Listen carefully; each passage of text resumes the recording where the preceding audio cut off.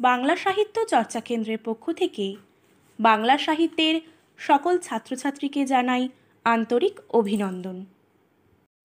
বাংলা সাহিত্য চর্চা কেন্দ্রের বাংলা বিষয়ের এসএসসি 9-10 সাহিত্য সঞ্চয়নের অন্তর্গত কবিতা সিংহের এই তার পরিচয় কবিতার কিছু প্রাসঙ্গিক তথ্য। কবিতা সিংহের সময়কাল 1931 থেকে 1998। কবিতা সিংহের ছদ্মনাম সুলতানা চৌধুরী। উল্লেখযোগ্য উপন্যাস 4 জন, রাগী যুবতী, সোনা রূপার কাঠি, পাপ পুণ্য, পেরিয়ে, পৌরুষ প্রভৃতি। কবিতাটি সহজ সুন্দরী 1965 কাব্যগ্রন্থের অন্তর্গত। নারীর প্রতি অত্যাচারের বিরুদ্ধে প্রতিবাদ প্রকাশিত হয়েছে। অত্যাচারিত নারী আর উঠবে না, কারণ ভেঙে গেছে হাঁটু, ভেঙে গেছে বুকের পাঁজর।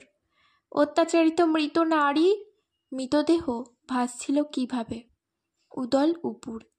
দুর্নামের ঝাঁক ঝাঁক পুটি কি খেয়ে যাবে? চোখ।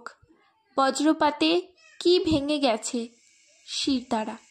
ভেবেছিল কথাটি আছে একবার, ভেবেছিলে কথাটি আছে 2 বার। নারীকে দেওয়া হয়েছে দুঃখ, যাতনা আর শোক।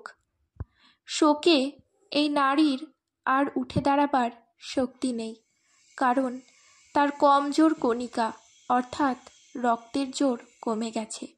এই নারীর কাছে সব কিছুই এখন বিষ ও নীল, অর্থাৎ চরম শূন্য। নারীর অহমিকা শেষ হয়ে গেছে। কার মতো? কৃতদিষ্ট পুঁথির মতো। সৌন্দর্যের প্রতীক নারীকে কে চিনতে পারে না? তার ভাস্কর, অর্থাৎ যিনি সৃষ্টি করেছেন এই নারীকে। এই নারী শ্রীহীন, কারণ শিল্পীর পালিশ নেই। এই নারী মূর্তি বা প্রতিমা নয়, সে হলো পৃথিবীর পাথর, অর্থাৎ প্রাণহীন।